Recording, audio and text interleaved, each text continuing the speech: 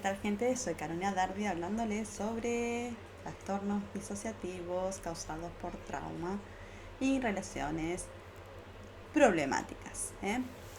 Bueno, llegó la hora de hablar de lo que es el trastorno límite de la personalidad desde la óptica de la teoría de la disociación estructural. Tengamos en cuenta que esta teoría quita mucha culpa.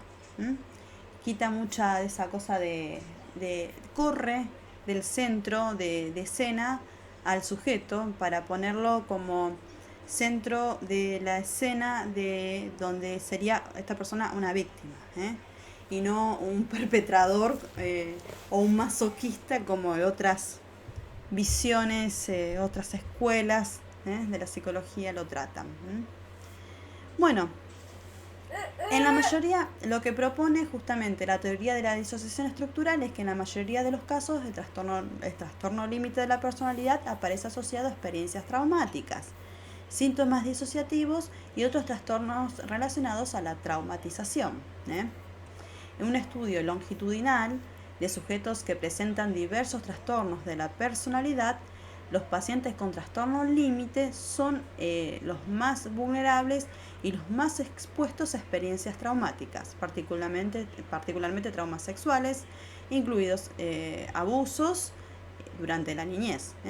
La tasa más elevada, también son la tasa más elevada de aquellas personas que sufren trastornos por estrés postraumático, trastorno por estrés postraumático complejo y que han sufrido todos estos estresores a edades muy tempranas también. Otros estudios también refieren a tasas muy elevadas de abandono emocional. Muchos de los pacientes con trastorno límite de la personalidad le temen al abandono y a la intimidad. Por un lado, le temen al abandono y por otro lado, le temen a la intimidad. Qué contrariedad, fíjense.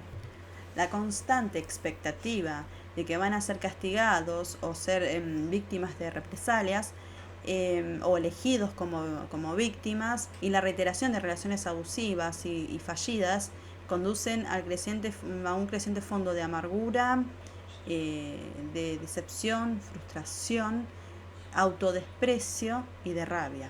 Estas intensas emociones justamente dominan las relaciones personales que tienen las personas con TLP y también la relación terapéutica del paciente con su terapeuta.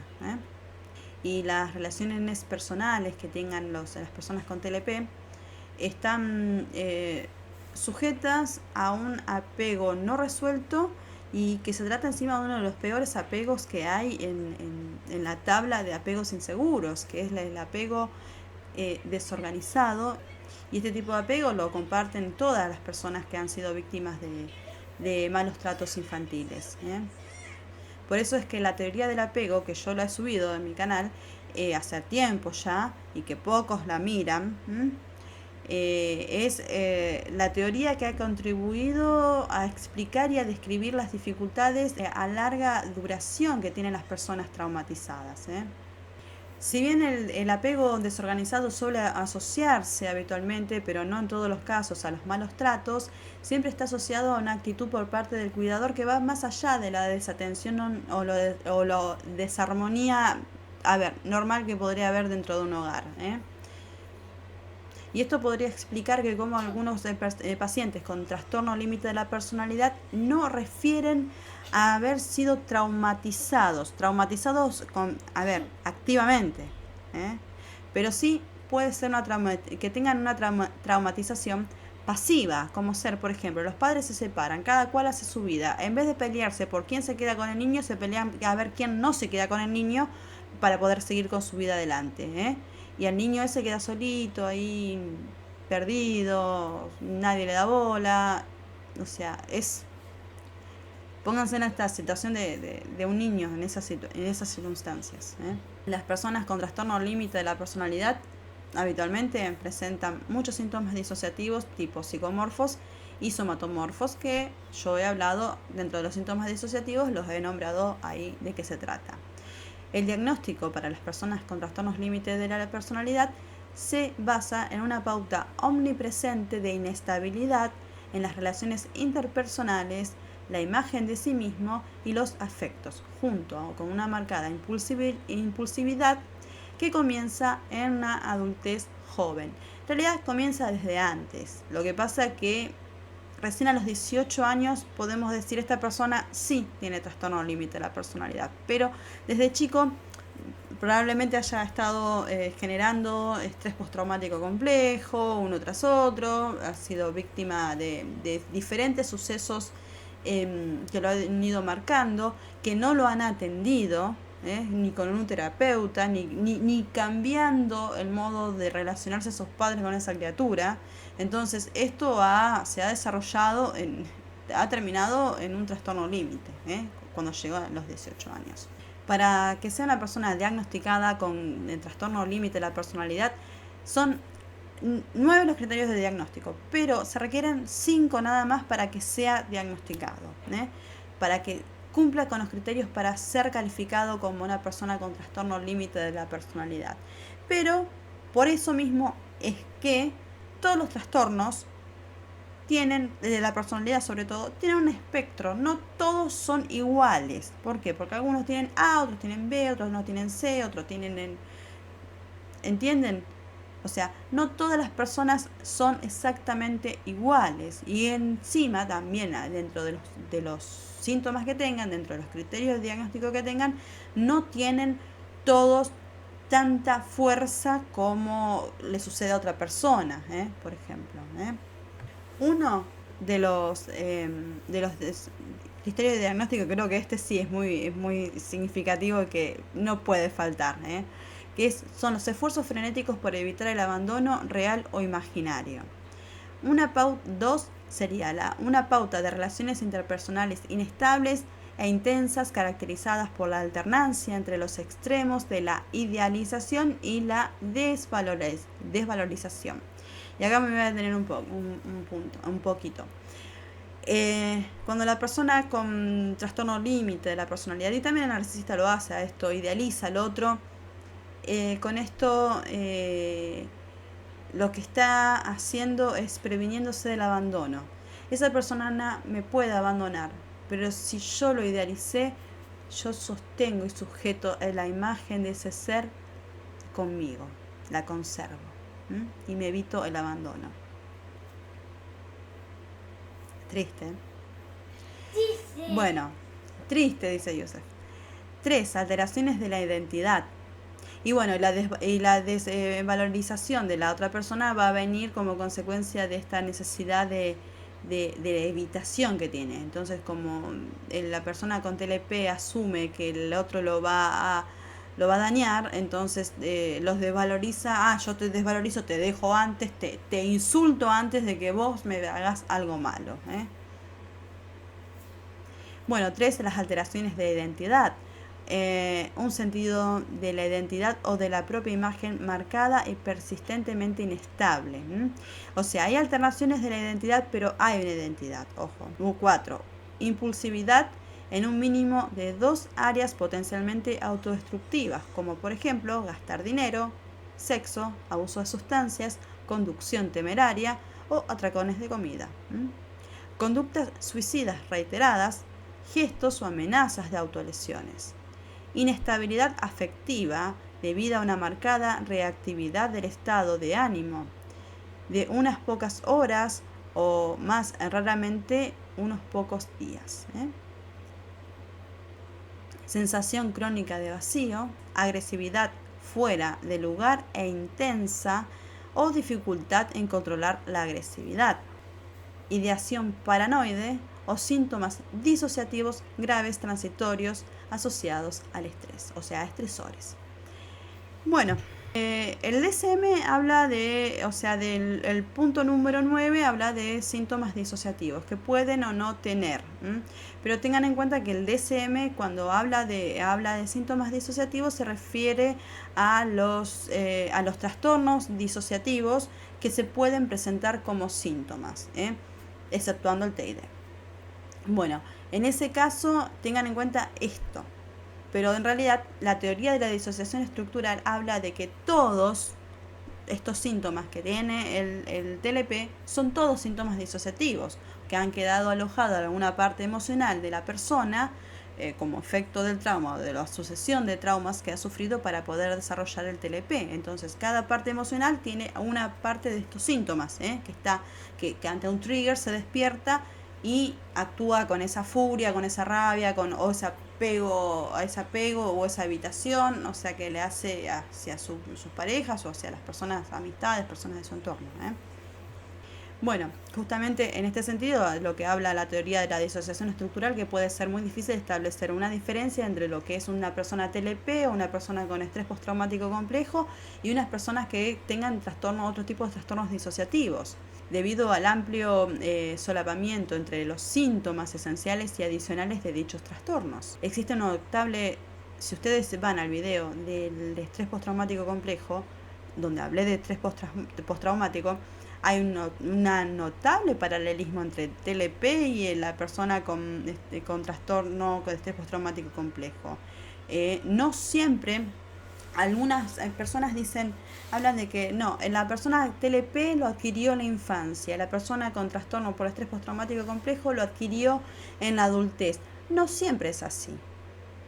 Porque vos podés tener una relación abusiva hoy que te causa trastorno por estrés postraumático complejo. Pero para que te pueda causar esto, tenés que venir también de una infancia complicada, no en donde ya tengas trastornos, por ejemplo, de ansiedad, obsesivo-compulsivo, de depresión, o sea, necesariamente tenés que haber o un trastorno por dependencia, para que se pueda desarrollar por una relación abusiva per se. Es difícil esto que se dé. Entonces, los dos trastornos vienen desde la infancia. Por lo que yo vengo leyendo, por lo que yo vengo estudiando, por lo que vengo viendo de la teoría de la disociación estructural, de Judith Lewis-Herman, de Van der Kolk, estos trastornos vienen desde la infancia. Esto no amerita que vos te tengas que sentir culpable y decir, no, yo me merecía el maltrato, el distrato de mi pareja porque yo seguí al final, este video me confirma que yo ya venía defectuosa. No, vos no tenés ningún defecto. O sea, vos te mereces el mejor trato porque sos un ser humano. Por eso, listo. Punto. Se terminó. No te discutas más en tu mente con esos pensamientos así. Tan feos para con vos mismo. ¿Por qué hay este paralelismo entre lo que es ambos trastornos? Porque en los dos trastornos va a haber, incluyen la desregulación afectiva, las alteraciones de identidad, no sé quién soy, tendencias suicidas, abuso de sustancias, autolesiones y dificultades de relación. Cuando hablo de autolesiones no hablo de que simplemente la persona se corta físicamente. Estamos hablando de que las autolesiones pueden ser psíquicas también. O sea, no servís para nada, viste que al final te va todo mal, siempre elegís los peores caminos, las peores elecciones, eso te pasa por tonto. Esos son autolesiones psíquicas también. Y ambos trastornos incluyen déficits y rasgos psicobiológicos muy similares, o sea, un entorno que posibilite el desarrollo de estos trastornos también. A ver, según la teoría de la disociación estructural de Onno van den Hart, de Cathy Steele, Lena Heinhus, los pacientes, la mitad, escuchen esto, porque esto es muy importante. La mitad de los pacientes que tienen trastorno de identidad disociativo también tienen trastorno límite de la personalidad. Y muchos presentan una combinación de características de trastorno límite con los trastornos de evitación en un 76%. Con trastornos autodestructivos o con acciones autodestructivas un 68%. Y con acciones pasivo-agresivas un 45%. Que son estas acciones pasivo-agresivas son típicas de los trastornos de la personalidad. Pero las personas con trastorno límite de la personalidad obtienen en puntuaciones más bajas de lo que es la amnesia disociativa en un cuestionario que se llama DIS-Q, que los pacientes con trastorno de identidad disociada y en un menor grado de confusión y alteración de la identidad. O sea, si la persona solamente tiene trastorno límite de la personalidad, va a tener un menor grado de confusión y alteración de su identidad. O sea, va a actuar, todas estas reacciones que va a tener van a ser partes emocionales, que se van reactivando a medida que va viendo, va percibiendo triggers. Pero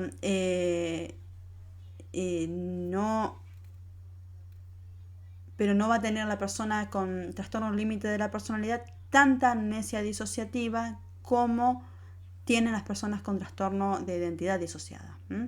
Y esta es la diferencia fundamental. Y creo que es una de las pocas diferencias que hay. Y además también, o sea, esta y la otra diferencia también muy importante es que las personas con trastorno de identidad disociativo van a tener distintas identidades más formadas. Lo que pasa que desde afuera, teniendo en cuenta desde afuera, o sea, vos desde adentro sabés que tenés identidades que están más formadas, o si son reacciones a partes emocionales. Vos, a medida que vos te vas psicoeducando, podés darte cuenta de esta diferencia. Pero el terapeuta, o tu pareja, o tus hijos, o tus amigos, cuando ven estos cambios así, no saben si son partes emocionales o son identidades construidas más con más componentes. La persona de afuera no puede ver la diferencia esta. Y aparte incluso las personas con este tipo de trastornos tampoco a veces se les hace difícil ver. Aparte tampoco es como hay mucho escepticismo y mucha negación también. La teoría de la disociación estructural lo que propone es que el trastorno límite implica una disociación estructural de tipo secundario, o sea, grave. Ya entraría dentro del contexto del trauma complejo, y se encuentran que los pacientes presentan una parte disociativa de la personalidad en donde aparece una PAM, o sea, una parte aparentemente normal que da la cara, y más de una parte emocional correspondientes a la rabia del agresor, de la persona que fue su agresor, correspondiente a la rabia que tiene la víctima por no haber podido defenderse, y otra parte emocional que está ligada a la pasividad del paciente, de la persona, porque muchas veces las personas con trastornos límites no son hiperreactivas siempre. A veces hay momentos que deberían de reaccionar y se quedan sumisos, y actúan así como zombies, o sea, sí, los llevan de las narices, los manipulan.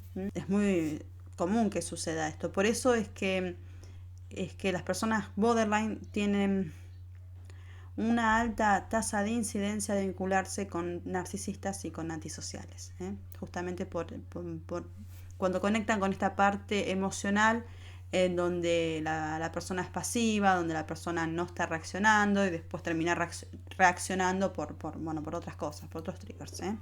Y en particular también hay que tener en cuenta que muchas personas con trastorno límite de la personalidad pueden estar a un pasito también de lo que es un trastorno disociativo no especificado o también un trastorno de identidad disociada. El trastorno de identidad disociada lo voy a grabar exactamente después de este capítulo porque es un trastorno severo, y es un trastorno que amerita un capítulo propio. Las alternancias que se dan entre las partes disociadas de las personas con TLP puede ser entre una PAN, o sea, una parte aparentemente normal, característicamente deprimida y vacía, y unas partes emocionales enfurecidas o desbordadas fijadas a un trauma del pasado, lo que podría explicar la inestabilidad y la reactividad afectiva. El apego desorganizado que aparece en la mayoría de los pacientes con trastorno límite de la personalidad estaría asociado con oscilaciones disociativas a nivel de relación, o sea, me acerco, me alejo, o sea, busco el apego con la otra persona, pero también me alejo, la devalúo, la lastimo para evitar que esa persona me lastime primero a mí. Por eso de que algunas partes disociativas de la personalidad, algunas partes, estas partes van a ir a buscar la cercanía y la idealización del otro, en tanto que otras partes de la personalidad evitarán y van a ir a desvalorizar a las mismas personas, lo que deriva en unas relaciones tan intensas como inestables. Así es como se ve que las diferentes partes disociadas de la personalidad que tiene ese individuo van a responder a necesidades diferentes. Unas van a tener la necesidad de vincularse y del apego, y las otras van a tener la necesidad de estar solos, de no vincularse, de no tener intimidad con nadie, de no compartir lo que le pasa con nadie. Y el modelo de la disociación estructural ofrece tratamiento a las personas con trastorno límite. Pero también hay otro modelo de tratamiento que fue creado por una psicóloga o psiquiatra. Búsquenla después, a ver qué es. Porque no lo recuerdo, no lo tengo presente en este momento. Se llama Marcia Lichtman. Ella es paciente o era paciente con trastorno límite de la personalidad y vio que determinados tratamientos no estaban funcionando, no le funcionaban a la persona con trastorno límite, por lo menos. Entonces, ella crea un tratamiento específico que se llama terapia dialéctica conductual, y es una terapia que además también requiere grupos de ayuda, de ayuda mutua entre distintos pacientes con el trastorno límite de la personalidad. Habitualmente se suele recurrir a la medicación también con el trastorno límite para regular estas emociones justamente desreguladas. Es un trabajo intenso y no sé si es por toda la vida, pero es un trabajo intenso que hay que hacer y que hay que abordar, porque la verdad que vivir de esa manera debe ser muy duro. Gente, un abrazo, fuerzas. Si te tocó lo lamento. Trabajalo, porque sí se puede estar mejor. Hay mucha gente, muchos pacientes. Yo cuando leo el libro de disociación estructural, cuando leo todas estas cuestiones, veo continuamente casos que citan los autores de personas con trastorno límite que han mejorado muchísimo con una buena terapia, no con cualquier terapia. O sea, tengan en cuenta el modelo iatrogénico y el modelo traumagénico a la hora de encarar una terapia, y si no saben lo que quiere decir, búsquenlo. Es su responsabilidad saber qué es lo que les está pasando y buscar las soluciones. Un beso grande.